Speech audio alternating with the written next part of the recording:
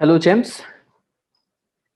तो आज बच्चों हमारा टॉपिक है वेव ऑप्टिक्स और इस सेशन में हम लोग वेव ऑप्टिक्स का रिवीजन करने वाले हैं और उसके लिए हम यूज करने वाले हैं एक्चुअल प्रीवियस ईयर प्रॉब्लम्स को।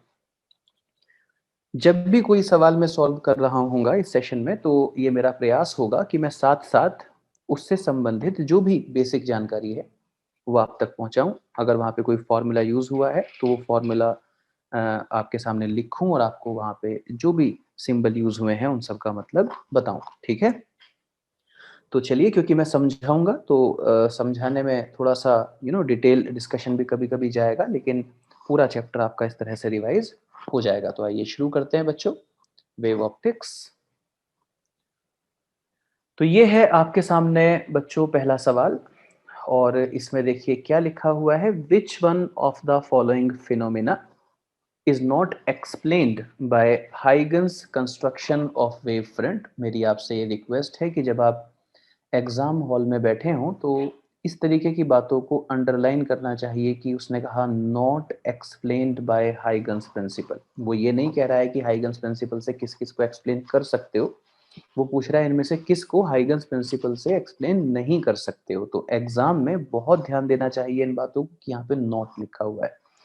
तो प्यारे बच्चों, जो रिफ्रैक्शन है इसको आप बिल्कुल हाइगन्स प्रिंसिपल से एक्सप्लेन कर सकते हो। इवन 12th क्लास में इसका डेरिवेशन भी आप लोग करते हैं और आपसे वहाँ बोर्ड एग्जाम में काफ़ी इंपॉर्टेंट होता है, mu one sine i is equal to mu two sine r. आप पूरा हाइगन्स कंस्ट्रक्शन करके और बना के दिखाते हो। रिफ्लेक्शन के जो लॉज हैं, angle of incidence is equal to angle of reflection, incident ray, reflected ray and normal line the same plane. तो हाइगन्स कंस्ट्रक्शन की हेल्प से ये भी आप पूरा प्रूव करते हो और आपके सिलेबस का हिस्सा है। डिफ्रैक्शन, जी हाँ, ये भी हम हाइगन्स प्रिंसिपल की हेल्प से पूरा एक्सप्लेन कर सकते हैं। लेकिन ये जो ओरिजिन ऑफ स्पेक्ट्रा है बेटा, ये क्वांटम थ्योरी से, क्वांटम थ्योरी के डिस्कशन से एक्सप्लेन होता है। ठीक है, ये क्वांटम थ्योरी के डिस्कशन से एक्सप्लेन होता है, ये हाइगन्स कंस्ट्रक्शन से एक्सप्लेन नहीं होता है। ठीक है, किससे होता है? क्वांटम थ्योरी से ही एक्सप्लेन होता है, मैंने लिख दिया।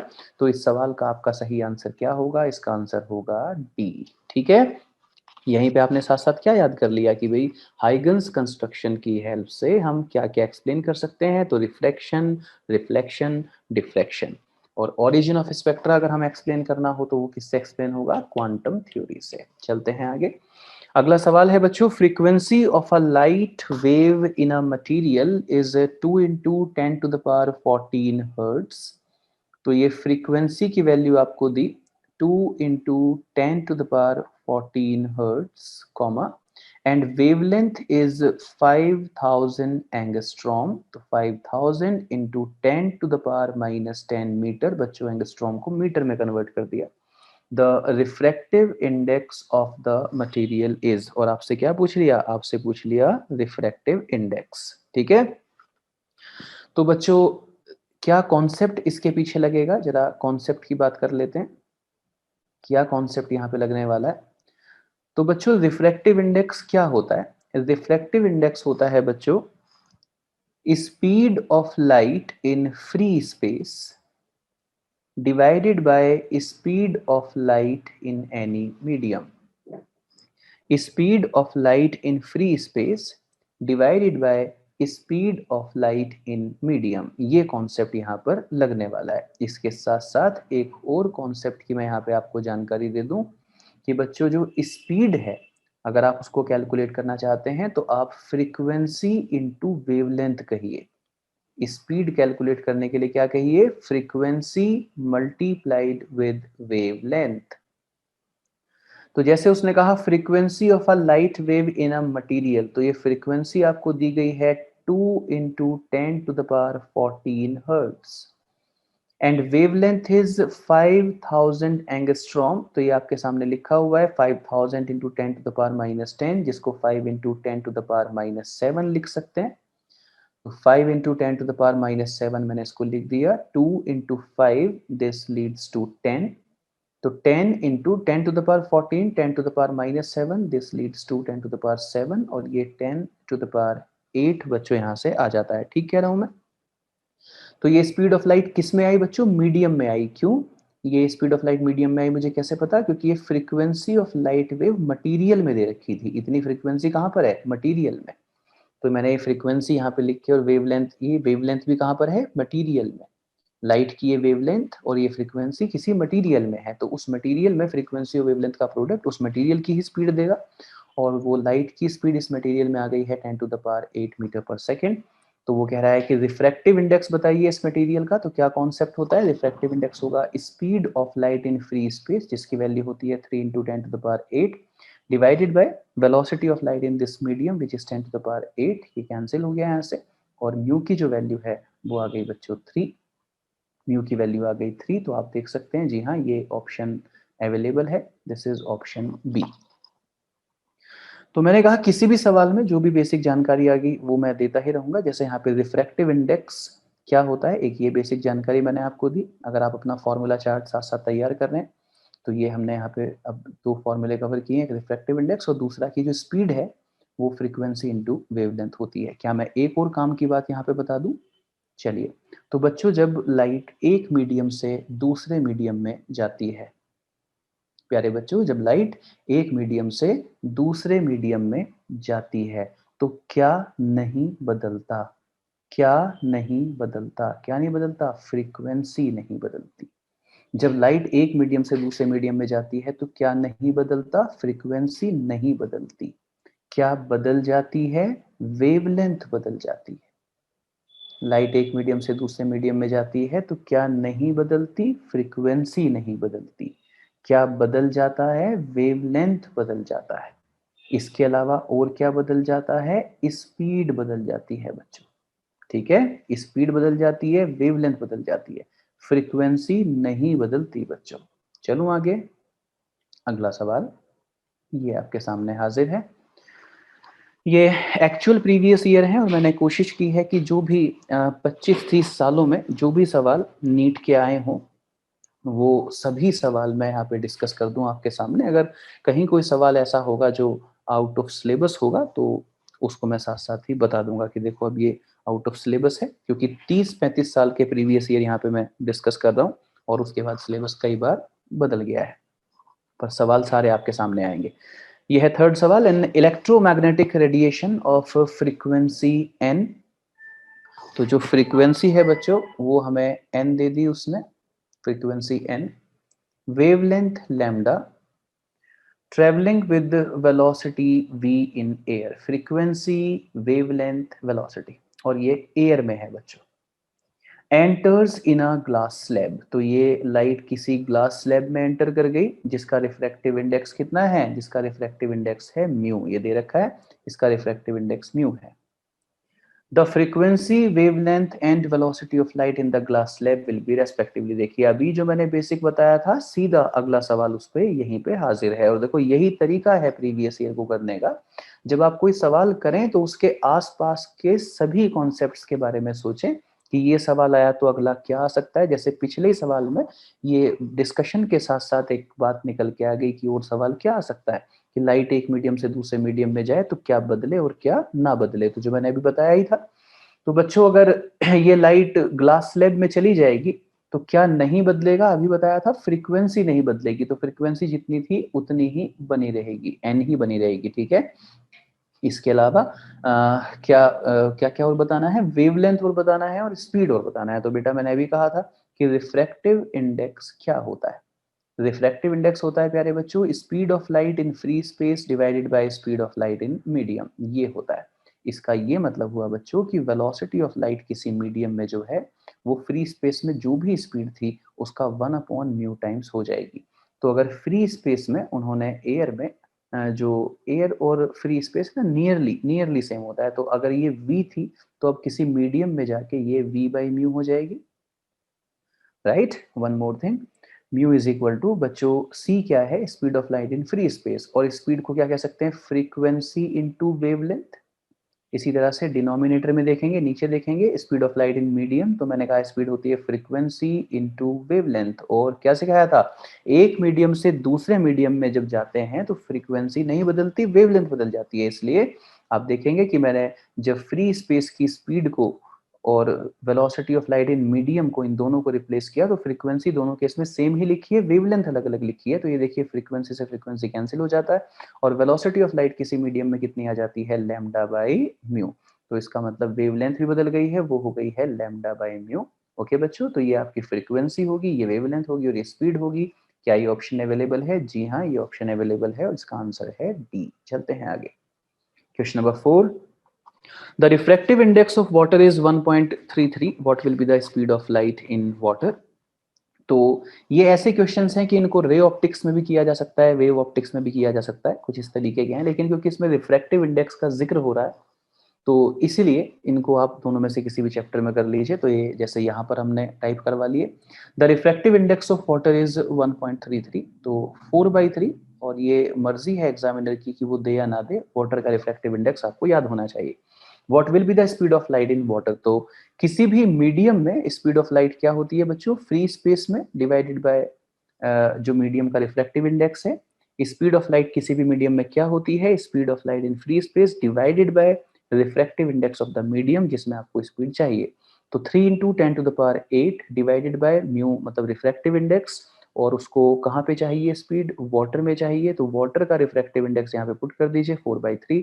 तो this will lead to 9/4 into 10⁸ and this is 2.25 into 10⁸ metre per second. तो आप देख सकते हैं बहुत ही आसान सा सवाल, और ये डी। ठीक है जी, स्पीड अप। बच्चों आप इसको रिवाइंड कर करके कितना भी स्लो मोड में देख सकते हैं, है ना वीडियो को, तो इसलिए मैं बहुत ज़्यादा बार एक एक बात को रिवाइज नहीं करवा रहा हूँ। आप उसको कितनी बार भी रिवाइंड करके प्ले कर लीजिएगा। Question number 5, light travels through a glass plate of thickness t and having a refractive index mu. If c is the velocity of light in vacuum, the time taken by light to travel this thickness of glass is, चलिए come again, light travels through a glass plate of thickness t। तो बच्चों ये t thickness है इस slab की, इसमें light को चलना है, यहां से यहां तक ये थिकनेस है t, and having a refractive index mu।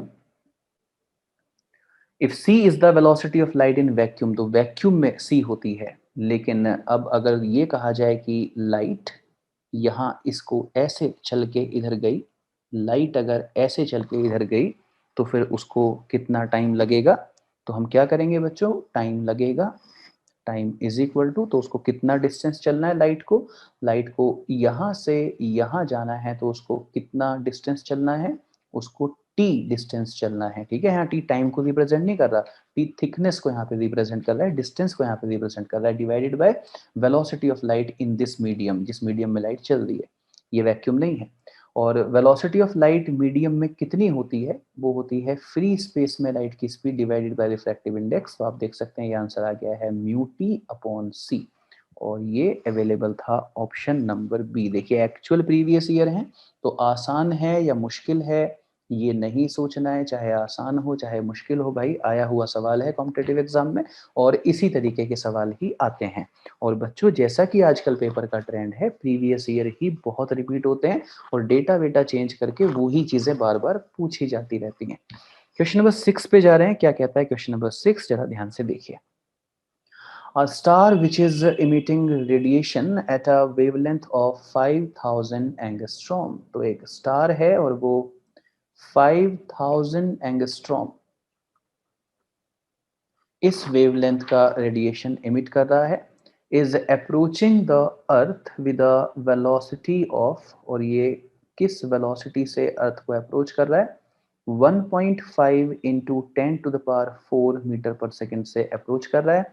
The change in wavelength of the radiation as received on earth, तो अर्थ पर जब ये वेवलेंथ रिसीव की जाएगी तो कितना होगा change in wavelength. A star which is emitting radiation at a wavelength of 5000 angstrom, तो ये एक्चुअल वो वेवलेंथ है जो स्टार एमिट कर रहा है 5000 angstrom, is approaching the earth, लेकिन जो स्टार है वो स्टार अर्थ के नजदीक आ रहा है, जो सोर्स ऑफ लाइट है वो खुद चल के अर्थ के पास आ रहा है, कितनी स्पीड से, 1.5 इंटू 10⁴ metre per second. Confusion clear हुआ? आप ये नहीं कह सकते सर लाइट तो इस स्पीड से नहीं चलती, ये लाइट की स्पीड नहीं है, स्टार की स्पीड है, जो स्टार चल के अर्थ की तरफ आ रहा है उसकी स्पीड है। लाइट वही चलेगी 3 इंटू 10⁸ से। The change in wavelength of the radiation as received on the earth is. तो बच्चों जो एपरेंट वेवलेंथ होती है, एपरेंट वेवलेंथ मतलब जो वेवलेंथ अर्थ पे रिसीव की जाएगी, एपरेंट वेवलेंथ है ना, वो होती है lambda dash is equal to lambda C minus we upon C. ये एपरेंट वेवलेंथ का फॉर्मूला है। तो मेरे ख्याल से आज के लेक्चर में ये मैं आपको अब तीसरा फॉर्मूला बता रहा हूं। फॉर्मूला चार्ट बनाते रहिए प्लीज अपना। एपरेंट वेवलेंथ है ना, ये डॉपलर इफेक्ट कॉन्सेप्ट से है। Apparent wavelength is equal to actual wavelength, और ब्रैकेट में लिखा है C minus we upon C. Lambda dash वो वेवलेंथ है जो अर्थ पे रिसीव की जाएगी, लैम्डा वो एक्चुअल वेवलेंथ है जो एमिट की स्टार ने, सी स्पीड ऑफ लाइट है, और वी जो है बच्चों वो है क्या, स्पीड ऑफ सोर्स, जिस स्पीड से वो नजदीक आ रहा है। ओके, तो अब अगर यही सोर्स पास आने की जगह किसी सवाल में ये अर्थ से दूर जाने लगे तो बस इस v की जगह माइनस वी पुट कर देना। बोलो बात समझ में आई मैंने क्या कहा? भाई ये फॉर्मूला कब लगाओगे? ये फॉर्मूला तब लगाना जब कोई स्टार अर्थ के नजदीक आ रहा हो, और अगर कोई स्टार अर्थ से दूर जाने लगे तो बस इस v की जगह क्या कर देना, माइनस वी। तो माइनस माइनस प्लस हो जाएगा, c प्लस वी आ जाएगा न्यूमरेटर में। जैसे इस सवाल का आंसर क्या होगा? तो खैर इसमें तो वो डेल्टा लैम्डा पूछ रहा है, तो मैं इसको थोड़ा सा पहले रीअरेंज कर लेता हूँ। तो बच्चों इसको हम लिख सकते हैं lambda dash upon lambda is equal to c upon c minus we upon c. I hope calculation में थोड़े से एक्सपर्ट होंगे आप, और वैसे भी देखो ये जो सेशन है ये थोड़े से पढ़े लिखे बच्चों के लिए है। थोड़े से पढ़े लिखे मतलब जो अभी सीधा इस क्लास में जंप नहीं कर गए हैं, मतलब उन्होंने थोड़ा बहुत तो पढ़ा है और एटलीस्ट वो फॉर्म भर रहे हैं जेई मेंस का या नीट का, तो इतना तो एक्सपेक्ट किया जाएगा कि ऐसी बेसिक बेसिक बातें कैलकुलेशन की मैं कर सकूं। तो v by c is equal to 1 minus lambda dash upon lambda, ये मैं इसको लिख सकता हूँ। बोलो लिख सकता हूँ या नहीं? या अगले स्टेप में v by c is equal to lambda minus lambda dash upon lambda, या v by c is equal to delta lambda upon lambda. Say yes और no? Okay, this is delta lambda मतलब mod है ना, ये magnitude आएगा change in wavelength का।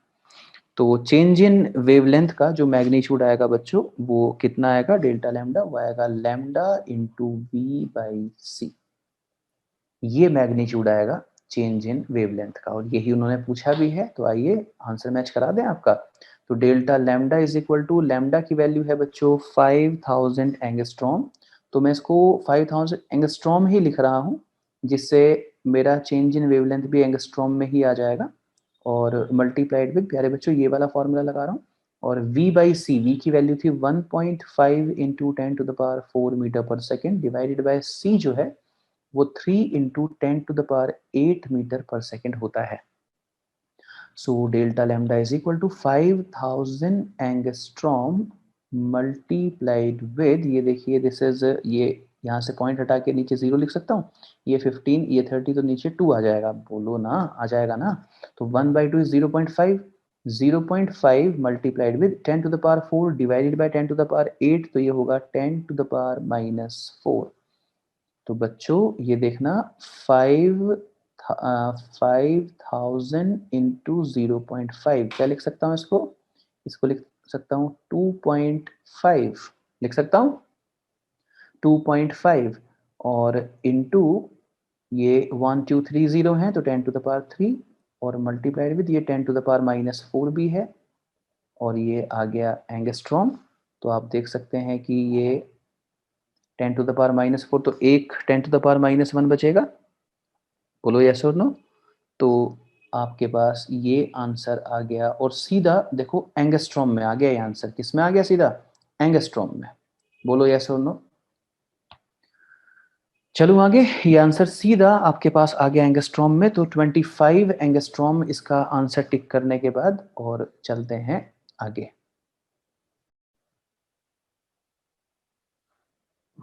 0.25 है ना, 0.25, क्योंकि ये 10 टू द पावर -1 आएगा ना, तो 0.25 एंगस्ट्रॉम। तो आप देख सकते हैं कि यहाँ पे एक भी ऑप्शन 0.25 एंगस्ट्रॉम नहीं है। तो बेसिकली इसका जो सही आंसर आएगा, मैं ई ऑप्शन बना देता हूँ, 0.25 एंगस्ट्रॉम इस सवाल का सही आंसर होगा। तो बेसिकली इसमें जैसे करेक्शन होगा, मान लीजिए जो एक्चुअल सवाल आया होगा उसमें ये 1.5 इंटू 10 टू द पावर 4 की जगह 1.5 इंटू 10 टू द पावर 6 रहा होगा। तो अगर हम इस 10 टू द पावर 4 की जगह 10 टू द पावर 6 कर देंगे, तो ये 25 एंगस्ट्रॉम आंसर जो है इसका मैच कर जाएगा फर्स्ट ऑप्शन के साथ। लेकिन जो डेटा हमारे सामने स्क्रीन पे लिखा हुआ है उसके हिसाब से इसका आंसर 0.25 एंगस्ट्रॉम है। चलो मैं आगे। ये है बच्चों question number 7, time taken by sunlight to pass through a window of thickness 4 millimetre whose refractive index is 3/2। तो मुझे लगता है ये सवाल हमने बिल्कुल देखो अभी किया था। तो मैं एक जैसे दो सवाल नहीं ले रहा हूँ, मैं तो प्रीवियस ईयर क्वेश्चन सारे ले रहा हूँ। तो उसमें अगर एक सवाल बार बार रिपीट हो जाएगा तो हमें बार बार सॉल्व करना पड़ेगा। तो time is equal to distance upon speed. तो कितना डिस्टेंस कवर करना है, ये पूरी की पूरी जो विंडो है उसको पेनिट्रेट करना है। तो कितनी थिकनेस है इसकी, 4 मिलीमीटर। तो 4 और मिलीमीटर की जगह 10 टू द पावर -3, ये मीटर बन गया बेटा। तो इतना डिस्टेंस लाइट को ट्रेवल करना है। और लाइट कितनी स्पीड से चलेगी, तो लाइट की स्पीड किसी मीडियम में क्या होती है, c अपॉन म्यू।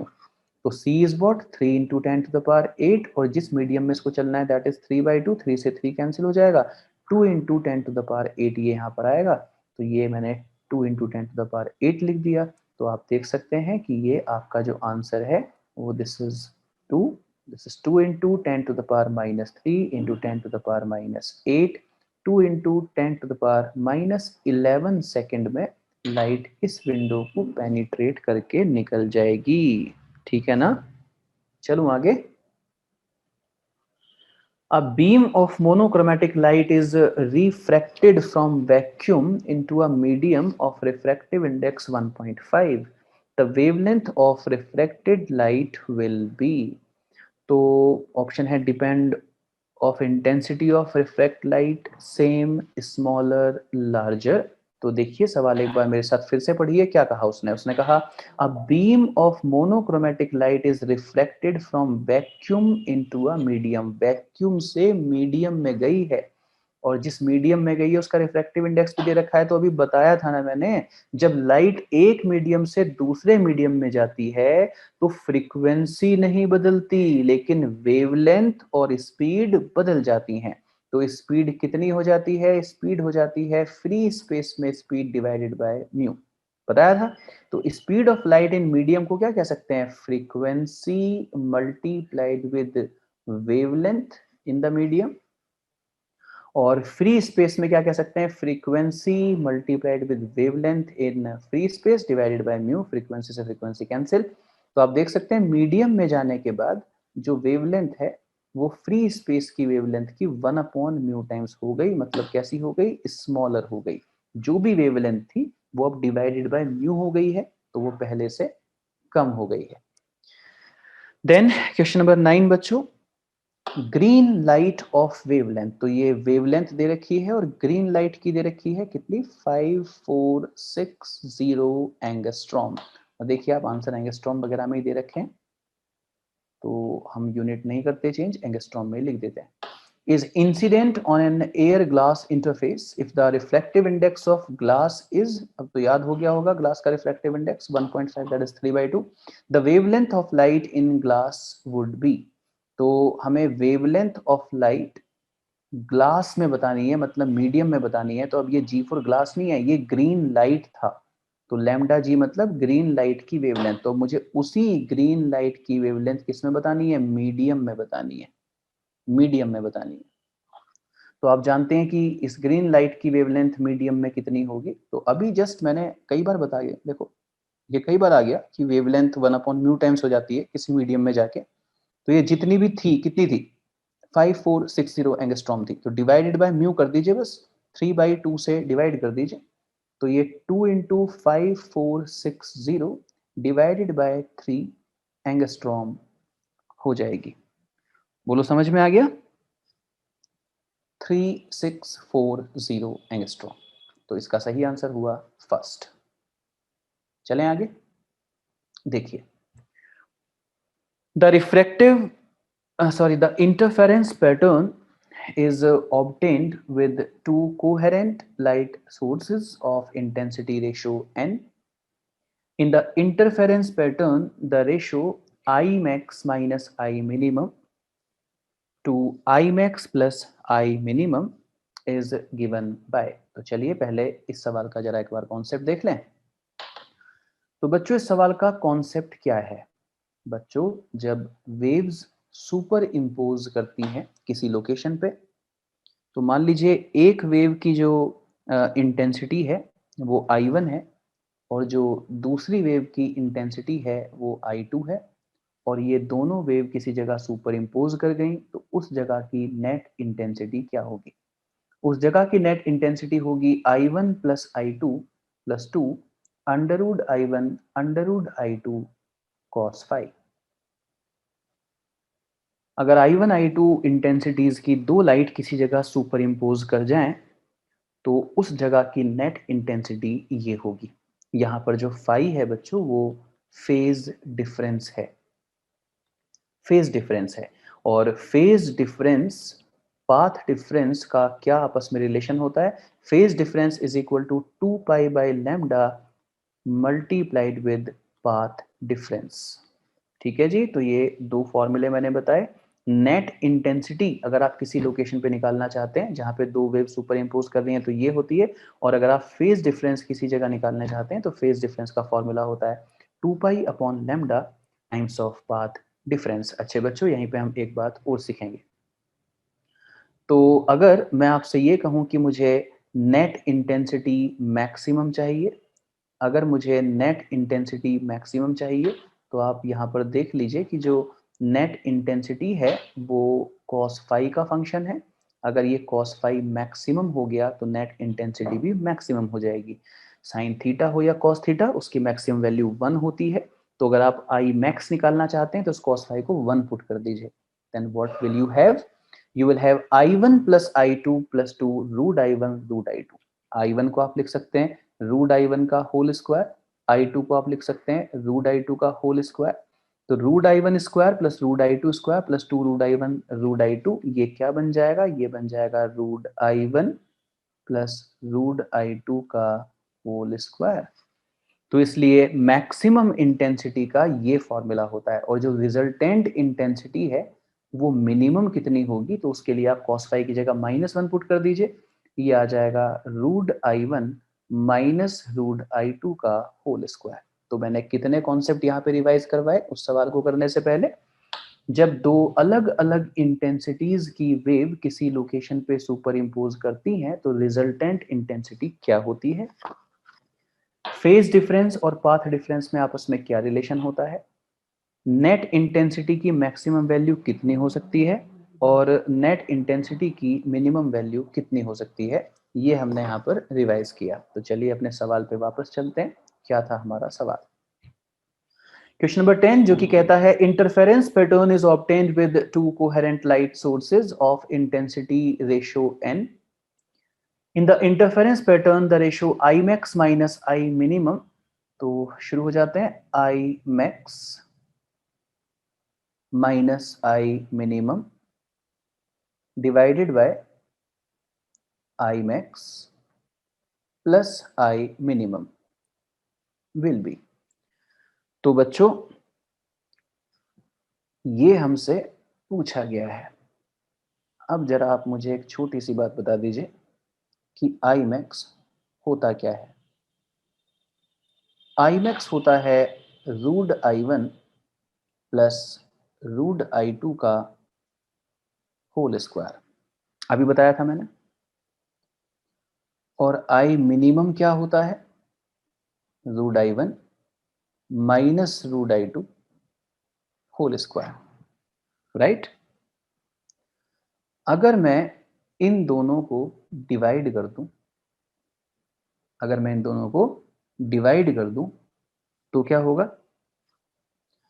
तो इसको हम अगले स्टेप में लिख सकते हैं √i1 upon √i2 plus 1 whole square divided by √i1 upon √i2 minus 1 whole square. बोलो यस और नो। क्या इस स्टेप से क्या इस स्टेप से वापस ये स्टेप नहीं आ जाएगा? अगर आप एलसीएम लेके सॉल्व करेंगे तो वो √i2 नीचे √i2 से फिर कैंसिल हो जाएगा। तो ये एक ही तो बात है, तो इसको ऐसे लिख सकते हैं। और ये सब प्रैक्टिस से आता है, कहाँ क्या करना है ये सब प्रैक्टिस से आता है। अच्छा, हमें कैसे पता चला कि यहाँ पे ऐसा कोई स्टेप लगना है? जरा देखिए, उसने कहा था interference pattern is obtained with two coherent light sources of intensity ratio n। इसका मतलब अगर एक इंटेंसिटी आई है, अगर एक इंटेंसिटी आई है तो दूसरी इंटेंसिटी एन आई है। Two coherent light sources of intensity ratio n. अगर एक इंटेंसिटी आई है तो दूसरी इंटेंसिटी एन आई है, मतलब इंटेंसिटीज का रेशियो एन है। तो यहां से मुझे समझ में आया कि किसी तरीके से I1 अपॉन I2 लेके आऊं मैं। क्या लेके आऊं किसी तरीके से? I1 plus I2। बोलो यस और नो। इसलिए मुझे यहाँ से हिंट मिला था। तो चलिए अब इसी को क्या लिख सकते हैं, ये जो √i1 अपॉन √i2 लिखा है, √i1 अपॉन √i2 लिखा है, इसको ऐसे भी तो लिख सकते हैं पूरा, √i1 अपॉन √i2 पूरा ऐसे रूप में लिख सकते हैं। तो ऐसे लिख दिया। इसके बाद नेक्स्ट स्टेप बताइए, √i1 अपॉन ये जो I2 है, तो अगर एक इंटेंसिटी I है, मान लीजिए I2 I है, तो I1 NI है, तो NI अपॉन I में करूंगा तो क्या आ जाएगा? N आ जाएगा। तो इसलिए next step √n plus 1 whole square divided by √n, अच्छा प्लस 1 भी है, प्लस 1 भी है, √i1 अपॉन √i2 जो मैंने यहाँ पे लिखा हुआ है, तो इसको लिखेंगे √n plus 1 divided by √n minus 1 whole square. I hope समझ में आ गया होगा, क्योंकि अगर ये इंटेंसिटी आई है तो फिर ये एन आई है, इसलिए √n आ गया। ऐसे अगर ये इंटेंसिटी आई है तो ये एन आई है, इसलिए √n आ गया। तो ये आई मैक्स और आई मिनिमम की वैल्यू आ गई। Got it? चलूं आगे? ओके, तो आई मैक्स अपॉन आई मिनिमम हमारे सामने हाजिर है। अब जो हमसे पूछा गया है, मैं उधर की तरफ जा रहा हूँ। कलर चेंज कर लेते हैं। बोलिए इसको मैं क्या लिख सकता हूँ, ये वैल्यू मुझे निकालनी है। इसको मैं लिख सकता हूँ आई max upon I minimum minus 1, और डिनोमिनेटर में जो लिखा है उसको लिख सकता हूँ आई max upon I minimum plus 1। बोलो, ये स्टेप अभी करके दिखाया था इधर भी, राइट साइड में भी, और सेम वही फिर से कर लिया। क्योंकि आई मैक्स अपॉन आई मिनिमम की वैल्यू निकाली है तो उसको उस फॉर्मेट में कन्वर्ट कर लिया, इज इक्वल टू, बोलो I max upon I minimum हमारा कितना आया है? √n plus 1 upon √n minus 1 whole square, I max upon I minimum minus 1 divided by I max upon I minimum कितना आया? √n plus 1 upon √n minus 1 whole square plus 1। चलो बेटा आगे, is equal to, LCM लेके solve करेंगे। ये लिखा है √n plus 1 whole square minus √n minus 1 whole square divided by, LCM रहा होगा √n माइनस 1 का होल स्क्वायर। इसी तरह से डिनोमिनेटर में जो लिखा है √n plus 1 whole square plus √n minus 1 whole square, और एलसीएम इसका भी वही होगा, √n माइनस 1 का होल स्क्वायर, दोनों एलसीएम ऊपर नीचे कैंसिल हो गए। Is equal to a plus b का होल स्क्वायर खोल दीजिए, n plus 1 plus 2 root n, a square plus b square plus 2ab minus a square plus b square minus 2ab divided by a square plus b square plus 2ab plus a square plus b square minus 2ab। बताइए ठीक है। तो आप देखेंगे कि ऊपर N square से ये एन स्क्वायर, ये 1 से ये 1 कैंसिल हो जाएंगे क्योंकि माइनस अंदर मल्टीप्लाई हो जाएगा, माइनस माइनस प्लस हो जाएगा तो ऊपर आएगा 4 रूट एन और नीचे ये प्लस 2 रूट एन से ये गया तो नीचे 2n प्लस 2, आंसर आएगा 2 root n upon n plus 1। मैं कहूंगा कि ये बहुत अच्छा सवाल है। This is a very good problem, मतलब कॉन्सेप्ट वाइज नहीं, कैलकुलेशन वाइज आप देख सकते हैं कि कितना टाइम टेकिंग ये था। तो एक्चुअल है 2016 का ये आया हुआ सवाल है। देखें कौन सा ऑप्शन मैच होता है। Here we are, इसका आंसर होगा बी। आगे चलते हैं। Ratio of intensities of two waves are given by this, the ratio of amplitudes of the two waves is. तो ये बहुत ही आसान सी बात यहाँ पे लिखी है, इसके पीछे क्या कॉन्सेप्ट होगा पहले वो कॉन्सेप्ट रिवाइज करवा देता हूँ।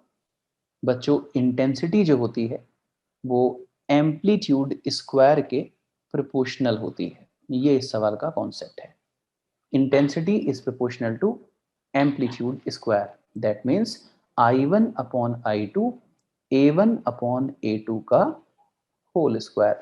तो ratio of intensity two waves क्या दे रखा है 4:1, तो A1 अपॉन A2 का होल स्क्वायर 4:1 है, तो A1 अपॉन A2 कितना आ जाएगा। बहुत ही सिंपल सा ये सवाल था, 2:1 and where we are here option A इसका सही आंसर होगा, दैट इज 2:1, 1:2 नहीं 2:1। ओके चलो आगे। इंटरफेरेंस इज पॉसिबल इन, बच्चों इंटरफेरेंस ना किसकी प्रॉपर्टी है, ये वेव्स की प्रॉपर्टी है। किसकी, वेव्स की। तो इंटरफेरेंस किसकी प्रॉपर्टी है, वेव्स की। तो जो भी वेव है तो बड़े आराम से वो इंटरफेरेंस दिखाएगी। तो आप देख सकते हैं इंटरफेरेंस किस किस में पॉसिबल है, लाइट वेव में, साउंड वेव्स में, दोनों में या किसी में नहीं। तो आप देख सकते हैं कि दोनों ही वेव हैं, तो मैं कहूंगा both light and sound wave. ठीक है, दोनों में इंटरफेरेंस आप देख सकते हैं। 13 in YDSE young double slit experiment, if the separation between coherent, ये कई बार आ गया coherent source, तो इसके बारे में बता देता हूँ कोहेरेंट सोर्स क्या होता है बच्चों। कोहेरेंट सोर्स वो है, कोहेरेंट सोर्सेज, कोहेरेंट सोर्स नहीं, एक अकेला सोर्स कभी कोहेरेंट नहीं हो सकता। कोहेरेंट सोर्सेज मतलब दो सोर्सेज कोहेरेंट कब होंगे, जब दो सोर्सेज के बीच का फेज डिफरेंस कांस्टेंट होगा। जब दो सोर्सेज के बीच का फेज डिफरेंस कांस्टेंट होगा तो ऐसे सोर्सेज को कोहेरेंट सोर्सेज कहते हैं। वो कांस्टेंट वैल्यू कुछ भी हो सकती है, मान लीजिए दो सोर्सेज के बीच का फेज डिफरेंस 0 है, तो अगर 0 है तो फिर हमेशा 0 ही बना रहे, ऐसे केस में वो कोहेरेंट सोर्सेज हैं। मान लीजिए दो सोर्सेज के बीच का फेज डिफरेंस π/3 है, तो अगर π/3 है तो हमेशा π/3 ही बना रहे, तो ऐसे सोर्सेज को कोहेरेंट सोर्सेज कहते हैं। ठीक है, in Young's double slit experiment, if the separation between coherent sources is halved and the distance of the screen from the coherent source is doubled, then the fringe width becomes। तो चलिए सबसे पहले देख लें कि किस कॉन्सेप्ट पर ये बेस्ड सवाल है। बच्चों ये सवाल यंग डबल स्लिट एक्सपेरिमेंट पर पूछा गया है, और यंग डबल स्लिट एक्सपेरिमेंट का जल्दी से मैं आपको डायग्राम दिखा दूं, हर सिंबल का मतलब बता दूं। इसमें ये दो कोहेरेंट सोर्सेज होते हैं S1 S2, दो कोहेरेंट सोर्सेज होते हैं, और इनके बीच की जो डिस्टेंस है उसको हम स्मॉल डी से रिप्रेजेंट करते हैं। स्क्रीन यहाँ से आगे कहीं रखी हुई होती है, तो मान लीजिए स्क्रीन जैसे यहाँ पर कहीं रखी है, और ये जो डिस्टेंस है दिस इज कैपिटल डी, जो स्क्रीन और सोर्सेज के बीच में होती है। ओके, और यहाँ से लाइट आ रही होती है और इस स्क्रीन पे हम इंटरफेरेंस पैटर्न को ऑब्जर्व कर रहे होते हैं। तो जब हम इंटरफेरेंस पैटर्न को ऑब्जर्व कर रहे होते हैं बच्चों, तो वहां पर फ्रिंजेस बनती हैं, कहीं पर ब्राइट और कहीं पर डार्क। तो जिस जगह ब्राइट फ्रिंज बनती हैं वो कौन कौन सी लोकेशन होंगी? तो y is equal to N D lambda by D, y is equal to N D lambda by D plus minus, इन सब लोकेशन पे ब्राइट फ्रिंज बनती हैं। ये है जीरो, ये जीरो है। तो यहां से y is equal to plus minus n D lambda by d, मतलब कितना ऊपर या कितना नीचे ब्राइट फ्रिंज बनेंगी। तो उसका ये फॉर्मूला है। जैसे आप कहें कि पहली ब्राइट कहाँ बनेगी, बताओ फर्स्ट ब्राइट कहाँ बनेगी, तो मैं n की जगह 1 पुट कर दूंगा और कहूंगा कि पहली bright y is equal to plus minus D lambda by D पर बनेगी। मतलब इससे सेंट्रल मैक्सिमा से D lambda by D distance ऊपर और D lambda by D distance नीचे हमारी पहली ब्राइट बनेगी। इसी तरह से सेकंड ब्राइट कहाँ पे बनेगी, तो n को 2 पुट कर लेंगे। ठीक है, अगर हम n को 0 पुट करेंगे तो y 0 आ जाएगा और उस जगह जो ब्राइट फ्रिंज बनेगी, मतलब ऊपर ही जो ब्राइट फ्रिंज बनती है, उसको सेंट्रल मैक्सिमा कहते हैं, उसको सेंट्रल ब्राइट कहते हैं, उसको फर्स्ट या सेकंड ब्राइट नहीं कहते। इसी तरह से प्यारे बच्चों, ये जैसे ब्राइट फ्रिंजेस की लोकेशन आई, जिस जगह ब्राइट फ्रिंज बनी है उसको कंडीशन ऑफ मैक्सिमा भी कह सकते हैं, या ऐसी जगह पर इंटेंसिटी स्ट्रॉन्ग होंगी ये भी कह सकते हैं, लोकेशन ऑफ स्ट्रॉन्ग इंटेंसिटीज।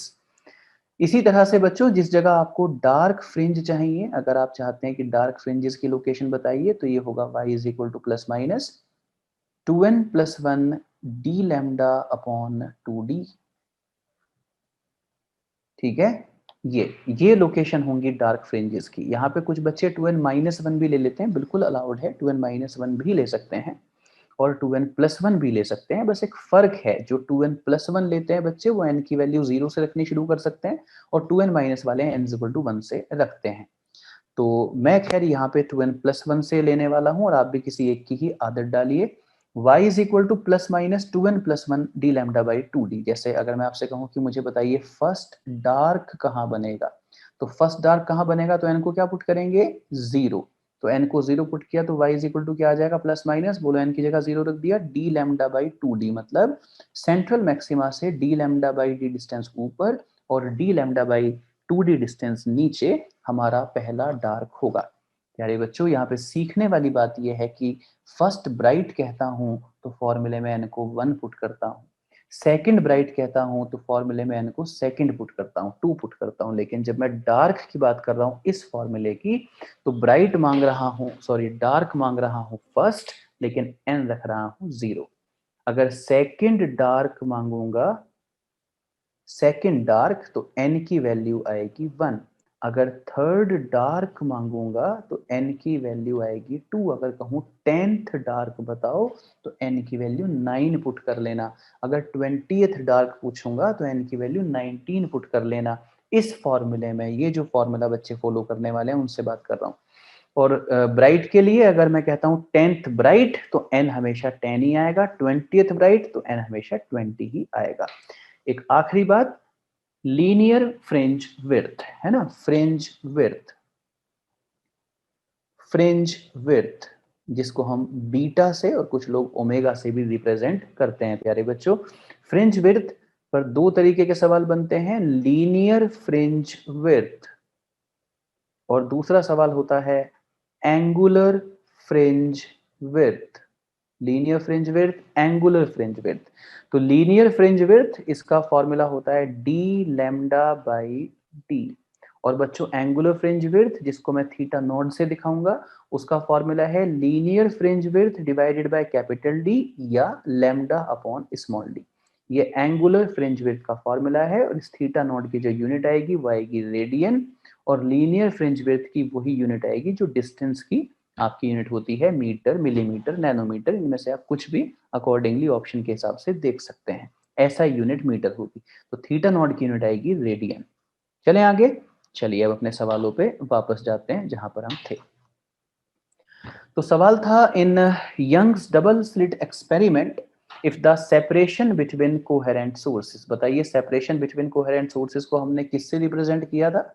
ये आपके सामने डायग्राम है, S1 S2 कोहेरेंट सोर्सेज हैं, और सेपरेशन बिटवीन कोहेरेंट सोर्सेज, तो इसका जो सिंबल है वो सिंबल है D.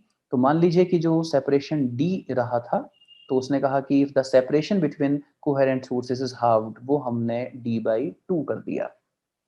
And the distance of the screen from the sources, जिसको हम कैपिटल डी से रिप्रेजेंट करते हैं, वो कैपिटल डी फॉर एग्जांपल था, तो उसको हमने डबल कर दिया, मतलब 2d कर दिया।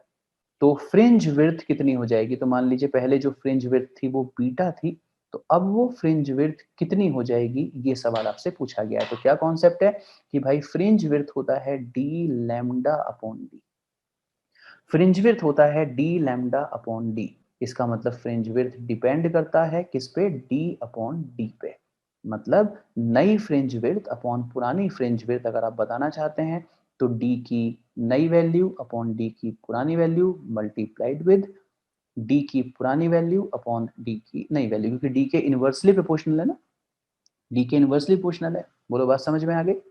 तो देखो कैपिटल डी के डायरेक्टली प्रोपोर्शनल है, इसलिए डैश के सामने डैश, लेकिन स्मॉल डी के इनवर्सली प्रोपोर्शनल है, तो डैश के ये रेसिप्रोकल में यहाँ पे डैश पहुंचाया।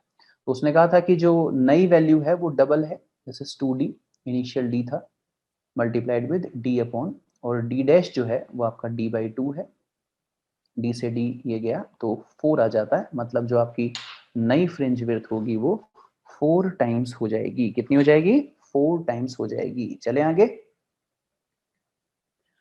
इन a double slit experiment when light of wavelength, तो लिखते जाइए लिखते जाइए पेपर में, नहीं तो ऐसे कंफ्यूज हो जाते हैं। In a double slit experiment, तो वही YDAC है। Light of wavelength 400 nanometre lambda, 400 nanometre. The angular width of first minima, देखो आ गया एंगुलर विड्थ आ गया, जिसकी अभी मैंने बात करी थी। Formed a screen placed 1 metre away, capital D 1 metre, was found to be 0.2 degree. तो जो थीटा है, जो एंगुलर विड्थ है, वो 0.2 डिग्री है ना, डिग्री में दे रखा है, रेडियन होती है सही यूनिट, डिग्री में दे रखा है। was found to be 0.2 degree. what will be the angular width of first minima, ये कितनी हो जाएगी? जो फर्स्ट मिनिमा की एंगुलर विड्थ है 0.2 डिग्री थी, पर ये कितनी हो जाएगी if the entire experimental apparatus is immersed in water, अगर हम पूरे को वाटर में शिफ्ट कर दें। तो चलिए कॉन्सेप्ट क्या है? कॉन्सेप्ट है कि एंगुलर विड्थ का जो फॉर्मूला होता है वो होता है linear fringe width upon capital D, या इसको हम और क्या लिख सकते हैं? इसको हम लिख सकते हैं लैम्डा अपॉन स्मॉल डी। बताओ, ये मैंने अभी करवाया था ना, ये देखो यहाँ पे भी करवाया था। थीटा जो है, एंगुलर फ्रिंज विड्थ जो है, वो बीटा अपॉन कैपिटल डी या लैम्डा अपॉन स्मॉल डी होता है, बताया था अभी।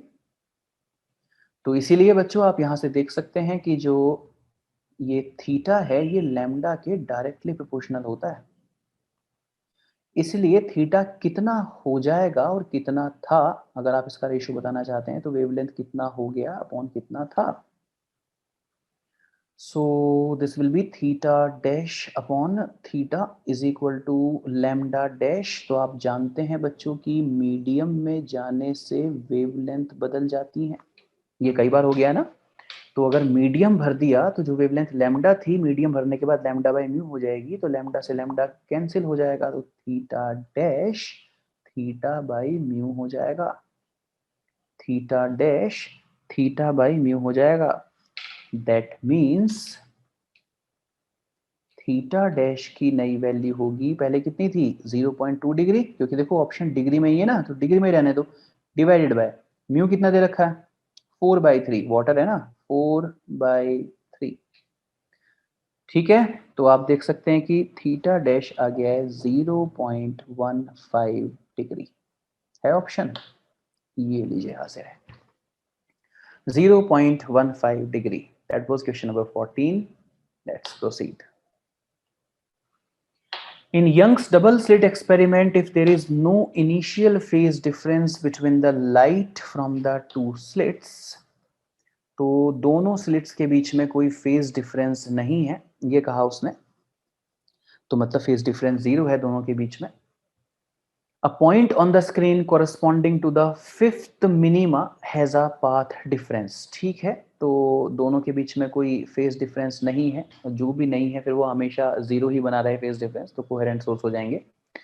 तो उसने कहा फिफ्थ मिनिमा जहां पर बनेगा वहां पे पाथ डिफरेंस क्या होगा, जहां पे फिफ्थ मिनिमा बनेगा बच्चों, फिफ्थ मिनिमा तो n की वैल्यू 4। जल्दी से बोलो यस सर मन में अपने। अगर फिफ्थ मैक्सिमा कह रहा होता बेटा, फिफ्थ मैक्सिमा मतलब ब्राइट फ्रिंज, फिफ्थ मैक्सिमा मतलब फिफ्थ ब्राइट, तो n की वैल्यू 5 लेता। फिफ्थ मिनिमा मतलब फिफ्थ डार्क, तो n की वैल्यू 4 ले रहा हूं, तो वहां पे कितना पाथ डिफरेंस होगा।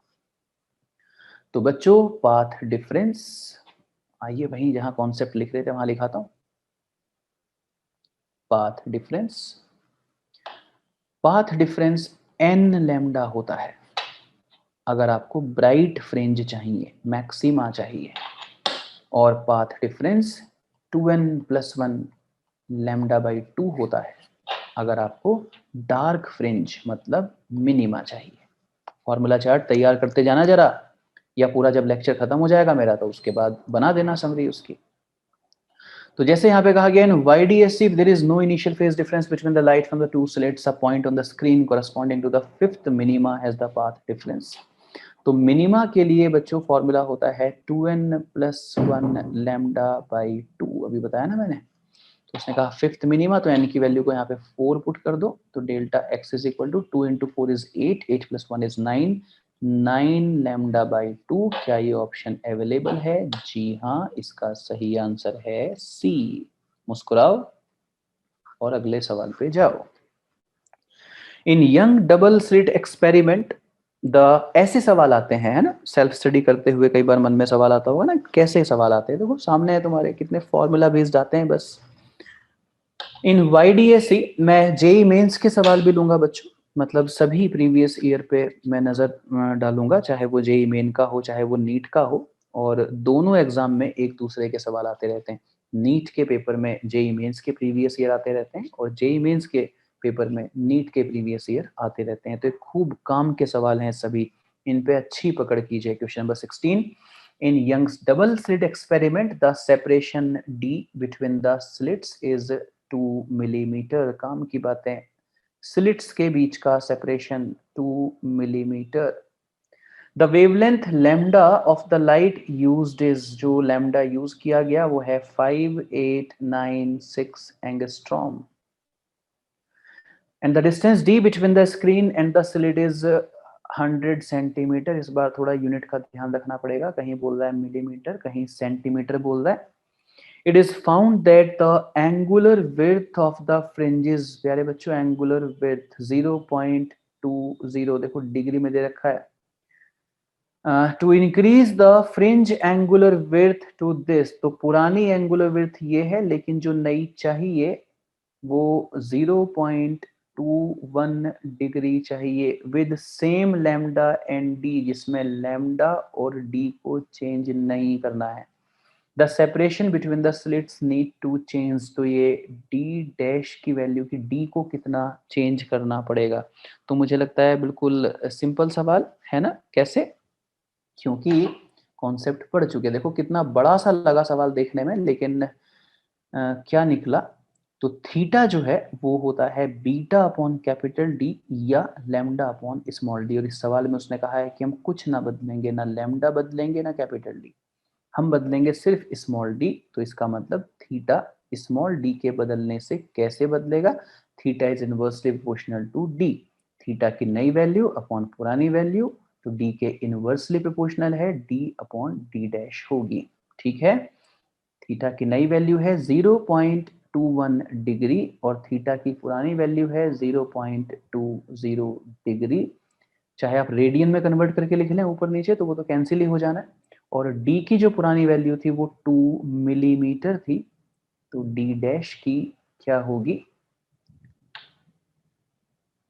D dash is equal to, हम कह सकते हैं 0.20 upon 0.21 times of 2 millimetre. Right बच्चों, बस इसको इससे कैंसिल कर दो और सिंप्लीफाई कर दो। तो जब आपने इसको सिंप्लीफाई किया तो थोड़ा सा कम हो जाएगा, 1.9 मिलीमीटर के आसपास ये आएगा, क्योंकि 2 को आप 1 से स्मॉलर डेटा के साथ मल्टीप्लाई कर रहे हैं तो 2 से थोड़ा सा कम, लेकिन क्योंकि 2 से थोड़े से कम 3 ऑप्शन अवेलेबल थे इसलिए पूरा निकालना ही पड़ा। 1.9 मिलीमीटर इस सवाल का सही जवाब है।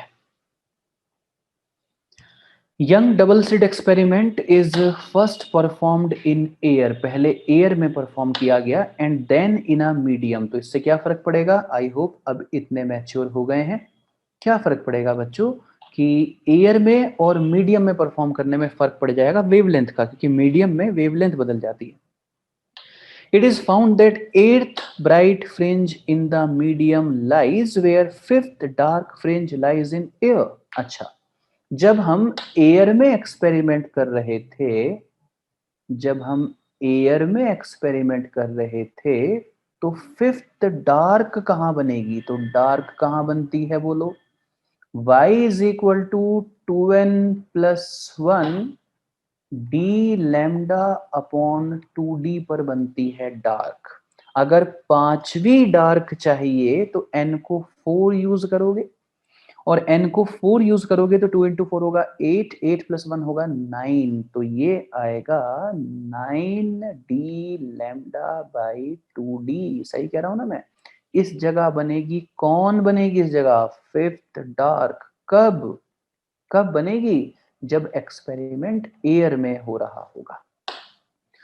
और दूसरा जिक्र किया है उसने एर्थ ब्राइट इन मीडियम। तो प्यारे बच्चों पहले बताओ ब्राइट कहाँ बनती है? ब्राइट बनती है n D lambda upon d पे, लेकिन कहाँ? मीडियम में। तो मीडियम में तो बदल जाएगी वेवलेंथ।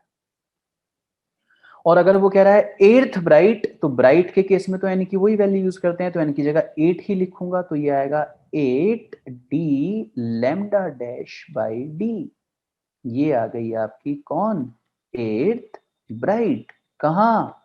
जब मीडियम में एक्सपेरिमेंट किया। तो सवाल कह रहा है कि ये जो है एक जगह ही बनी। देखो, it is found that eighth bright fringe of medium lies where fifth dark fringe lies in air. Air में जहां पांचवी डार्क बनी थी, मीडियम में वही एर्थ ब्राइट बनी है। इसका मतलब इन दोनों की लोकेशन सेम है। तो इन दोनों लोकेशन को अगर मैं सेम रख दूं तो इस डेटा को इस डेटा से इक्वेट कर दूं, मतलब 9d लैम्डा अपॉन 2d और 8d lambda dash upon d को इक्वेट कर दूं, तो उससे capital D upon small d cancel हो जाता है।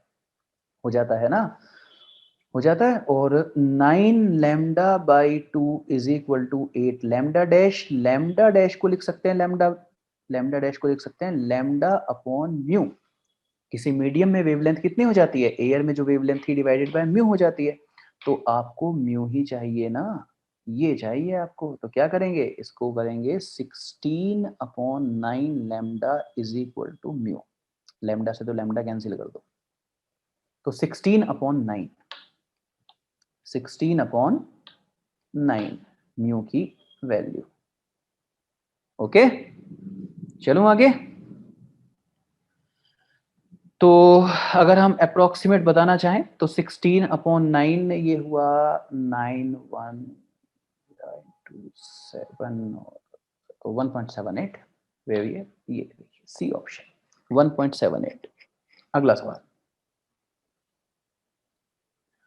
और ऐसे बीच में ब्रेक लेके मत चले जाना है ना, थोड़ा पढ़ लिया करो 1-1.5 घंटे एक साथ बैठ के। Question number 18, the intensity at the maxima in a YDSC is I not. The intensity at the maxima in a YDSC experiment is I naught. Okay, तो ये maximum intensity the. Distance between two slits is, काम काम की बातें, D जो है वो 5 lambda है। What will be the intensity in front of one of the slits on the screen placed at a distance of capital D की value 10D है। स्क्रीन और स्लिट्स के बीच का सेपरेशन। बच्चों ये देखो, ये होता है YDSC अरेंजमेंट। दोनों स्लिट्स के सामने ये स्क्रीन है, इसको कहते हैं central maxima, y is equal to 0। ये टोटल सेपरेशन d होता है दोनों स्लिट्स के बीच में, टोटल सेपरेशन ये d होता है। तो उसने कहा कि in front of one of the slit on the screen, किसी एक स्लिट के सामने स्क्रीन पर, तो ये जो डिस्टेंस आ गई ये आ गई d/2, आई होप मानेंगे आप। तो इस जगह इंटेंसिटी की वैल्यू पूछ रहा है, इस जगह क्या पूछ रहा है कि इस जगह इंटेंसिटी कितनी होगी, ये पूछ रहा है। शुरू करें, देखो। तो उसने कहा था कि आई मैक्स जो है, आई मैक्स उसकी वैल्यू आई नॉट है, ये उसने बोला था। आई मैक्स की जो वैल्यू है वो कितनी है, आई नॉट है। आई मैक्स होगा कितना, तो बच्चों आई मैक्स होगा 4i। पूछो कैसे, चलते हैं कॉन्सेप्ट सीखने। देखो बच्चों, नेट इंटेंसिटी होती है I1 plus I2 plus 2 root I1 root I2 cos phi।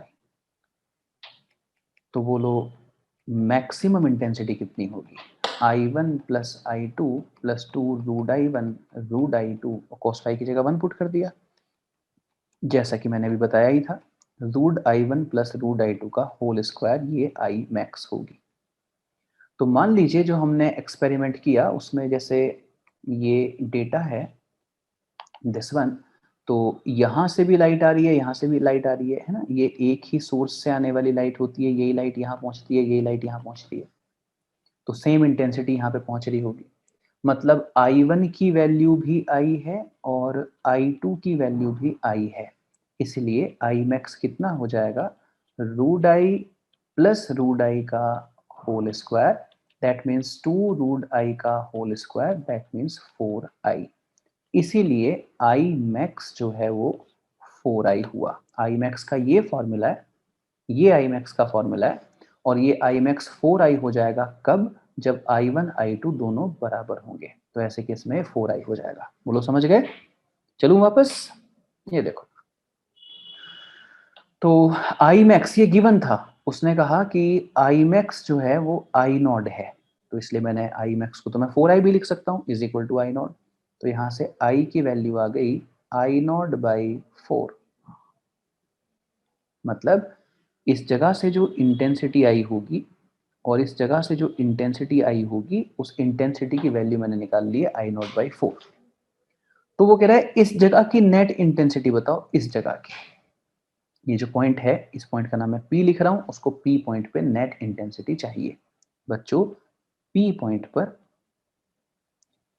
पर पाथ डिफरेंस क्या होगा, P पॉइंट पर पाथ डिफरेंस क्या होगा, फॉर्मूला चार्ट में पाथ डिफरेंस का फॉर्मूला लिखेंगे कि यंग डबल स्लिट एक्सपेरिमेंट में स्क्रीन की अलग अलग लोकेशन पे पाथ डिफरेंस क्या होता है। यंग डबल स्लिट एक्सपेरिमेंट में स्क्रीन की अलग अलग जगह पाथ डिफरेंस क्या होता है, तो वो होता है बाई डी। तो P पॉइंट के लिए y की वैल्यू क्या है, P पॉइंट के लिए y की वैल्यू है d/2 मल्टीप्लाइड विद d/d। तो ये आ गया d² अपॉन 2d। d की वैल्यू क्या दे रखी है, देखिए d की वैल्यू दे रखी है 5 लैम्डा, इसलिए d² हो जाएगा 25 lambda square divided bye 2d। और ये देखिए d कितना दे रखा है, d दे रखा है 10d, तो d की जगह 10d रख दिया, दिस वन।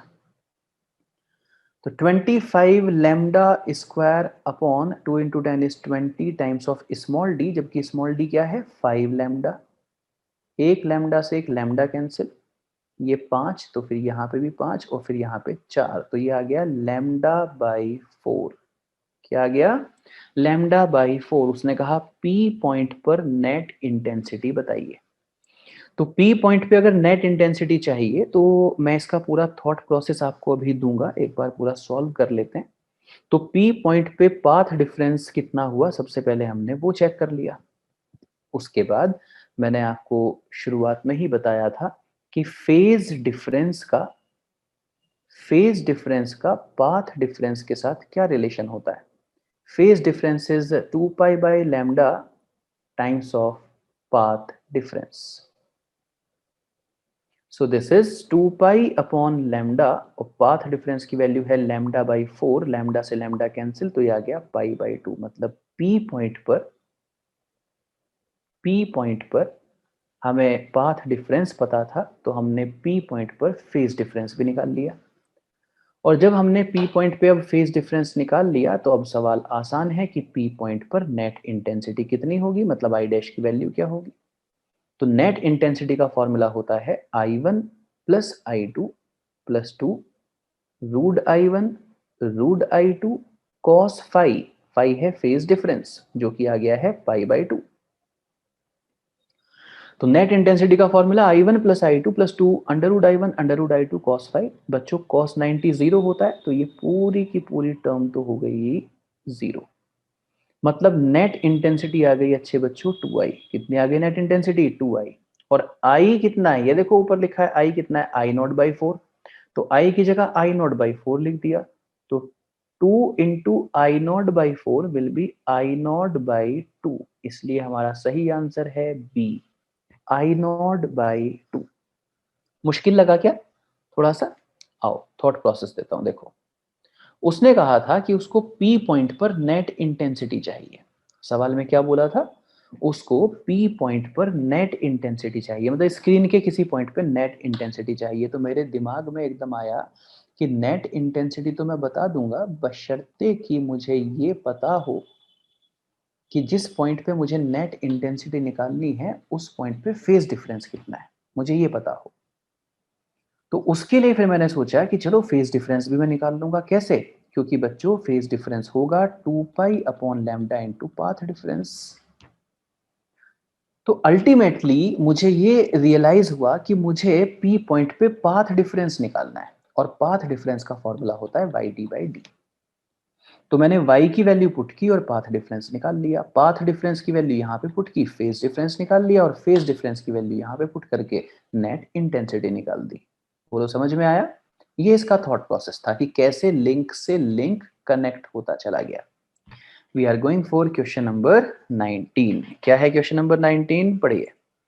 इसमें लिखा है बच्चों की two slits in Young's experiment have width in ratio 1:25। किसका रेशो दे रखा है? विड्थ का मतलब स्लिट की विड्थ का रेशो दे रखा है 1:25।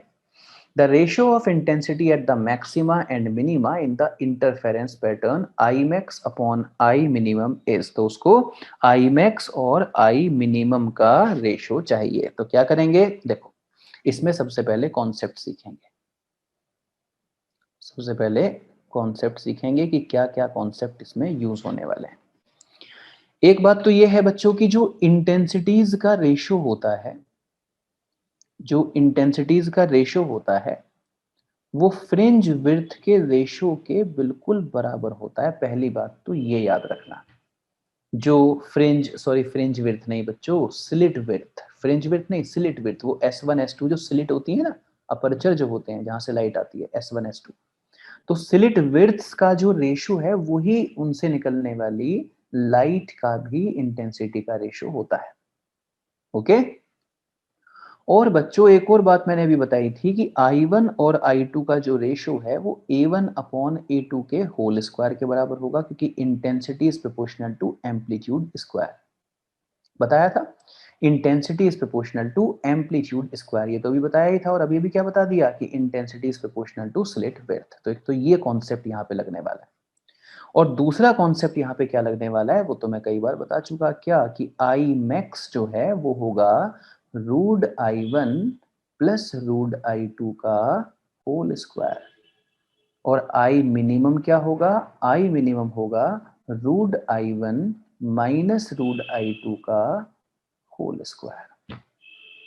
ये कॉन्सेप्ट इस सवाल में लगने वाले हैं। आइए शुरू करें। देखिए, तो ये गिवन है, इस सवाल में ये गिवन है कि स्लिट विड्थ का जो रेशो है वो 1/25 है, स्लिट विड्थ का रेशो। इसका मतलब हुआ कि I1 अपॉन I2 भी 1/25 है, ये इसका मतलब हुआ। I1 अपॉन I2 भी 1/25 है, इंटेंसिटीज का रेशो भी 1/25 है। और इंटेंसिटी क्या होती है, आई क्या होती है, ए स्क्वायर, तो A1 अपॉन A2 का होल स्क्वायर ये है, मतलब A1 अपॉन A2 1/5 है, ये कह सकते हैं। ओके, तो खैर मेरे लिए तो यही बहुत है। इसका मतलब अगर I1 की वैल्यू I है तो I2 की वैल्यू 25I है, क्योंकि इनका रेशो 1/25 है। उसने कहा उसको I max upon I minimum चाहिए, तो I मैक्स क्या होगा, root I1 plus root I2 का होल स्क्वायर, मतलब root I plus root 25I whole square divided by root I minus root 25I whole square. तो बच्चों आप देख सकते हैं कि ये लिखा है 5 बेसिकली, मतलब इसको हम लिख सकते हैं ऊपर root I plus 5 root I और नीचे root I minus 5 root I whole square. बोलो लिख सकते हैं, तो ऊपर क्या आ जाएगा, बोलो रूट I तो ऊपर नीचे कैंसिल हो गया, 5 प्लस 1 इज 6, ऊपर आएगा 6, 6 का स्क्वायर हो गया 36, नीचे नीचे आएगा -4, पर स्क्वायर करोगे तो 16 ही आएगा, तो 36/16। तो आंसर हो गया इसका 9/4, 9/4। ये देखिए इसका आंसर है C. Question number 20, in Young's double slit experiment, the intensity of light at a point on the screen where the path of light at a point on the screen where the path difference lambda is k। तो कुछ typing error है, कोई बात नहीं, हम इसको अपने काम का बना लेते हैं सवाल को। In Young double slit experiment the intensity of light at a point on the screen, intensity of light at a point on the screen is K. तो कोई पॉइंट होगा स्क्रीन पर, कोई पॉइंट होगा स्क्रीन पर और उस पर इंटेंसिटी की वैल्यू दी है उसने, उस पॉइंट पर नेट इंटेंसिटी की वैल्यू दे दी है उसने, और वो है के। Intensity of light at a point on the screen is के। अच्छा कौन सा पॉइंट, अब उसके बारे में बात कर रहा है, where the path of light at a point on the screen where the path difference is lambda. अच्छा तो ये देखिए, ये यहाँ पे गलत लिखा है, where the path of light, ये हटा दीजिए और अब ये बिल्कुल कनेक्ट हो गया, where the path difference is lambda, और जिस जगह नेट इंटेंसिटी के है वहां पर पाथ डिफरेंस लैम्डा है। The intensity at a point where the path difference is λ/4, तो जिस जगह पाथ डिफरेंस λ/4 होगा उस जगह नेट इंटेंसिटी की वैल्यू क्या होगी, ये सवाल है। तो बच्चों जहां पे पाथ डिफरेंस लैम्डा है वहां पर फेज डिफरेंस क्या होगा, तो फेज डिफरेंस होता है 2 pi upon lambda times of path difference. लेकिन पाथ डिफरेंस की वैल्यू लैम्डा दे रखी है, लैम्डा लैम्डा से कैंसिल हो जाएगा, तो फेज डिफरेंस इस जगह आ जाएगा 2 पाई। ओके, और अगर हम यहाँ पे देखें कि फेज डिफरेंस कितना होगा तो हम कहेंगे 2 पाई/λ इंटू पाथ डिफरेंस, जो कि है λ/4। ये लैम्डा से लैम्डा कैंसिल हो जाएगा और इसकी वैल्यू आ जाएगी बच्चों पाई, ये 4 है ना, तो 2, दिस इज पाई/2। ये आपका फेज डिफरेंस आ जाएगा। तो वो कह रहा है जिस जगह फेज डिफरेंस 2 पाई है, जिस जगह फेज डिफरेंस 2 पाई है वहां पे नेट इंटेंसिटी के है, जहां पे फेज डिफरेंस पाई/2 है वहां पे नेट इंटेंसिटी कितनी होगी। ओके, तो बच्चों नेट इंटेंसिटी का क्या फॉर्मूला होता है, I1 plus I2 plus 2 √I1 √I2 cos phi, phi की वैल्यू 2 पाई। ओके, और इस नेट इंटेंसिटी की वैल्यू उसने के दे रखी है। नेट इंटेंसिटी की वैल्यू कितनी दे रखी है उसने? के दे रखी है। तो k इज इक्वल टू कितना आ गया? आप देखिए i plus I 2i plus ये देखिए 2i, तो ये हो गया 4i है ना, क्योंकि वो तो cos 360 है, वो तो 1 हो जाएगा। k is equal to 4i, equation number 1। तो अब जिस जगह पाई बाई 2 का फेज डिफरेंस है वहां पे नेट इंटेंसिटी कितनी होगी? नेट इंटेंसिटी की नई value i1 plus I two plus 2 under root i1 under root i2 और cos फाई मतलब फेज डिफरेंस, और इस जगह फेज डिफरेंस है पाई बाई 2, cos 90 जीरो होता है बच्चों, ये वाला फैक्टर जीरो हो जाएगा। तो इस जगह 2i आएगी वैल्यू। इक्वेशन नंबर 1 से i की वैल्यू पुट कर लेते हैं k बाई 4, इसलिए हमारा आंसर होगा k बाई 2। तो इस जगह k बाई 2 होगी आपकी नेट इंटेंसिटी। ये था क्वेश्चन नंबर 20। कौन सा क्वेश्चन था? Question number 20। आगे बढ़ू 21। In young double slit experiment, the slits are 2 millimeter apart. Slits are 2 millimeter apart and are illuminated by photons of two wavelengths. Lambda 1 is equal to 12,000 angstrom and lambda 2 is equal to 10,000 angstrom. ये दो light एक ही apparatus पर भेज दी। At what minimum distance from the central bright fringe on the screen? 2 metre from the slit. Screen जो है वो स्लिट से 2 मीटर की डिस्टेंस पर है। Will a bright fringe from one interference pattern coincide with the bright fringe from the another? बच्चों सवाल ये है, मैं इसको आसान भाषा में आपको समझा दूं कि किसी स्टूडेंट ने एक्सपेरिमेंट करते हुए, यंग डबल स्लिट एक्सपेरिमेंट करते हुए 12,000 एंगस्ट्रॉम की लाइट यूज की और उसको एक इंटरफेरेंस पैटर्न मिल गया। उसने उसी अपरटस पे 10,000 एंगस्ट्रॉम की वेवलेंथ की लाइट भी डाल दी, तो उसको उसका भी एक इंटरफेरेंस पैटर्न मिल जाएगा। तो स्क्रीन पर कई ऐसी लोकेशन होंगी जहां पर पहली वाली वेवलेंथ की ब्राइट फ्रिंजेस दूसरी वाली वेवलेंथ की ब्राइट फ्रिंजेस के साथ कोइंसाइड कर जाएंगी, एक ही जगह बन जाएंगी। भाई हर वेवलेंथ अपना अपना पैटर्न बनाएगी ना। अगर किसी एक वेवलेंथ ने अपना ये पैटर्न बनाया है, bright dark bright dark bright dark, ऐसे उसने अपना पैटर्न बनाया है, अल्टरनेटिवली ऐसे बनती है ना, उसने पैटर्न बना दिया। तो वहीं पे आपने एक दूसरी लाइट भी भेज दी, तो उसने अपना पैटर्न बना दिया। तो कई बार ऐसा होगा कि इसकी फॉर एग्जांपल थर्ड डार्क मान लीजिए, सॉरी थर्ड ब्राइट, और दूसरी वाली वेवलेंथ जो आपने डाली तो उसकी फॉर एग्जांपल यहाँ पे शायद पांचवी ब्राइट आ रही हो या कोई डार्क आ रही हो, और वो एक ही जगह बन जाए, क्योंकि एक ही स्क्रीन पर कहीं पे ब्राइट कहीं पे डार्क, कहीं पे ब्राइट कहीं पे डार्क बन गया है एक ही स्क्रीन पर। तो एक वेवलेंथ से इसी तरीके से दूसरी वेवलेंथ ने भी उसी स्क्रीन पे अपना कहीं कहीं ब्राइट कहीं कहीं पे डार्क बना दिया है।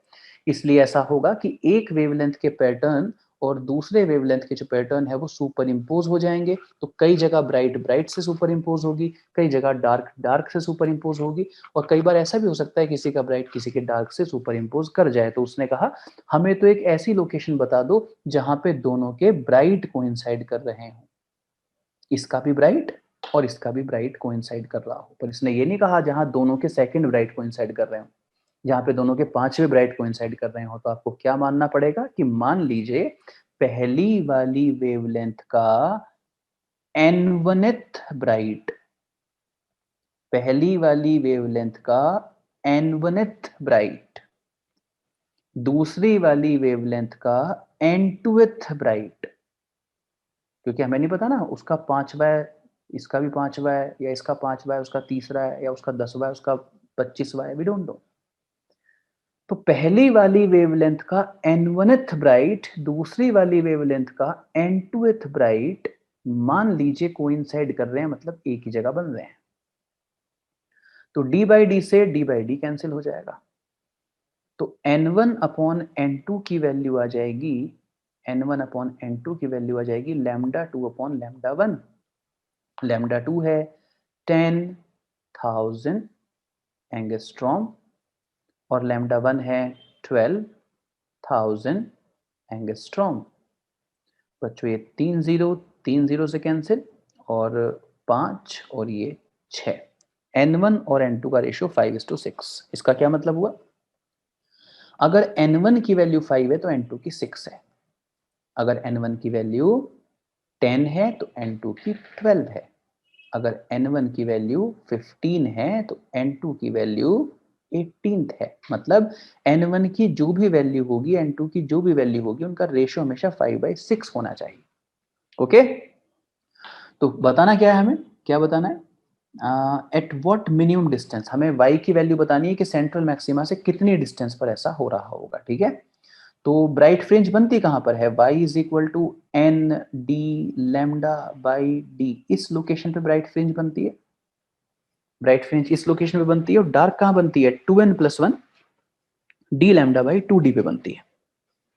तो उसने कहा दोनों की ब्राइट कोइंसाइड कर रही है, तो ब्राइट फ्रिंज जहां पे बन रही है उसकी लोकेशन यूज करनी है, और ब्राइट कहां पे बनती है, n D lambda by d पे बनती है। चलिए, तो y इज इक्वल टू, तो किसी भी एक से सॉल्व कर सकते हैं, क्योंकि जहां पे लैम्डा 1 की 5वीं ब्राइट बन रही है वहीं पर लैम्डा 2 की 6ठी ब्राइट बन रही है। तो चाहे तो आप लैम्डा 1 की 5वीं ब्राइट लोकेट कर दो, चाहे आप लैम्डा 2 की 6th ब्राइट लोकेट कर दो, आंसर सेम ही आएगा, क्योंकि दोनों एक ही जगह बन रही है। तो किसी भी एक से सॉल्व कर दीजिए। तो n की वैल्यू अगर मैं 5 यूज कर लूं, मतलब 5वीं ब्राइट, तो किसकी 5वीं ब्राइट आई है, 5वीं ब्राइट किसकी आई है, 5 किसकी वैल्यू आई है, n1 की। और n1 मैंने किसके लिए यूज किया था, लैम्डा 1 के लिए, मतलब लैम्डा 1 की 5वीं। तो 5d, अब यहाँ पे लैम्डा 1 आएगा अपॉन d। तो y इज इक्वल टू 5, बोलो कैपिटल D कितना दिया था, 2 मीटर। तो एहसान कर दिया इसने, यूनिट एकदम ठीक दे दी हमें। और लैम्डा 1 है 12,000 एंगस्ट्रॉम। तो 12,000 12 इंटू 10⁻3, और एंगस्ट्रॉम 10⁻−10। ठीक है जी, divided by small D which is 2 millimetre, तो 2 इंटू 10⁻−3, ये देखिए 2 मिलीमीटर। बेटा देखो 2 से 2 कैंसिल हो गया, 2 से 2 कैंसिल हो गया। अब देखो ये 12 इंटू 5 60 इंटू ये 10⁻−3, ऊपर जाके 10⁻+3 हो जाएगा, एक +3 पहले से है, 10⁻6, और ये 10⁻−10 है, तो ये 10⁻4 आ जाएगा। 60 इंटू 10⁻4 मीटर, मतलब 6 इंटू 10⁻3 मीटर, या 6 मिलीमीटर इसका सही जवाब होगा। एक से ज्यादा वेवलेंथ जब हम YDSC पर डाल देते हैं, तो बच्चों हर वेवलेंथ अपना अपना पैटर्न बनाती है, और कई जगह दोनों वेवलेंथ के जो पैटर्न है वो कोइंसाइड करने लगते हैं, ब्राइट ब्राइट से, डार्क डार्क से, और कई जगह किसी का ब्राइट किसी के डार्क से। तो उसी पर यह सवाल बनाया गया था। सवाल नंबर 22, in Young's double slit experiment the distance between the slits and the screen is doubled. In Young's double slit experiment the distance between the slits and the screen is doubled. मतलब ये होती है ना स्लिट्स और screen के बीच की distance, भाई ये स्लिट्स हैं और ये स्क्रीन है, तो स्लिट्स और स्क्रीन के बीच की डिस्टेंस ये होती है, मतलब अगर ये d थी तो इसको डबल कर दिया, मतलब 2d कर दिया। The separation between the slits and screen is doubled. The separation between the slits is reduced to half. तो देखो ये बात दो बार आ गई। In Young double slit experiment the distance between the slits and the screen is doubled, और the separation between the slits and the screen is doubled. तो ये एक ही बात हो गई, काट दिया मैंने इसको। आगे लिखा है separation between the slits, slits के बीच का जो सेपरेशन होता है उसको स्मॉल d से रिप्रेजेंट करते हैं। Separation between the slits is reduced to half, मतलब अगर वो d था तो उसको कर दिया है d/2। As a result the fringe width, तो फ्रिंज विड्थ का क्या होगा, तो बच्चों कॉन्सेप्ट क्या है, फ्रिंज विड्थ क्या होती है, d लैम्डा अपॉन d, ये होती है फ्रिंज विड्थ। तो वो किस पे डिपेंड करती है, d अपॉन d पे। तो आपने d को क्या कर दिया है, d को डबल कर दिया है, 2d कर दिया है, और इसको कितना कर दिया है, इसको आपने d/2 कर दिया है, तो ये 2 ऊपर पहुंच जाएगा, तो 4 टाइम्स हो जाएगी बेटा, 4 टाइम्स, है ना। ये देखो 22 का आंसर, ये हो जाएगी 4 टाइम्स। ओके, चलूं आगे। 23 कहता है बेटा कि colours appear on a thin soap film and on soap bubbles due to the phenomena. तो जो आप सोप बबल पे देखते हैं, आपको जो कलर्स नजर आ रहे होते हैं या किसी सोप फिल्म पे नजर आ रहे होते हैं, तो वो क्यों नजर आ रहे होते हैं, तो बच्चों वो इंटरफेरेंस की वजह से नजर आते हैं, सुपरपोजिशन ऑफ वेवलेंथ होता है जिसकी वजह से ऐसा होता है। और व्हाइट लाइट में सारे कलर्स होते हैं बच्चों, तो वो कोई मोनोक्रोमेटिक लाइट नहीं होती है। मोनोक्रोमेटिक लाइट मतलब light of single wavelength, monochromatic light. तो सोप बबल जब एयर में घूम रहा होता है तो वहाँ एयर में तो व्हाइट लाइट प्रेजेंट है, तो हर कोई कलर प्रेजेंट है, तो अलग अलग कलर अलग अलग जगह सुपर इम्पोजिशन कर रहे होते हैं, अलग अलग जगह अपनी अपनी ब्राइट फ्रिंजेस बना रहे होते हैं, तो इसलिए आपको रंगीन नजर आता है, कहीं कोई कलर कहीं कोई कलर सोप बबल पे। तो ये इंटरफेरेंस की वजह से बच्चों होता है। ओके, इसमें बाकी क्या लिखा हुआ है, जैसे डिफ्रैक्शन लिखा हुआ है, तो डिफ्रैक्शन का मतलब होता है कि लाइट किनारों पर जाके बैंड हो जाती है ना, किनारों पे जाके लाइट का मुड़ जाना, इसको डिफ्रैक्शन कहते हैं। रिफ्रैक्शन का मतलब होता है लाइट एक मीडियम से दूसरे मीडियम में चली जाए। और डिस्पर्जन, डिस्पर्जन होता है कि जो जैसे किसी मटेरियल में, जैसे किसी प्रिज्म पे आपने लाइट को डाला तो व्हाइट लाइट कलर्स में बिखर जाती है ना, और इस प्रोसेस को डिस्पर्जन कहते हैं। आगे क्वेश्चन नंबर 24 जो कि कहता है कि इन अ फ्रेस्नेल बाई प्रिज्म एक्सपेरिमेंट। तो प्यारे बच्चों ये सवाल 94 96 में कभी आया था और उस टाइम ये हमारा सिलेबस हुआ करता था, लेकिन ये फ्रेस्नेल बाई प्रिज्म एक्सपेरिमेंट अब हमारा सिलेबस नहीं है, तो इस सवाल को आप छोड़ सकते हैं। लेकिन चलिए मेरे सामने आ गया तो मैं सॉल्व कर देता हूँ और मेरी याददाश्त थोड़ी सी रिपेयर भी हो जाएगी। In a Fresnel biprism experiment, the two position of lens give separation between the slit 16 and 9 centimeter. What is the actual distance of separation? तो ये बड़ा आसान सा ही होता था, तो कई बड़ी आसान आसान चीजें भी कुछ जो है अब सिलेबस से निकाल दी गई हैं, तो जिसकी जरूरत नहीं थी उसको बड़े आराम से हम कर लिया करते थे। लेकिन चलिए अब जो सिलेबस नहीं है वो सिलेबस नहीं है। सवाल नंबर 25 पे जाते हैं। तो सवाल नंबर 25 कहता है बच्चों की interference was observed in interference chamber.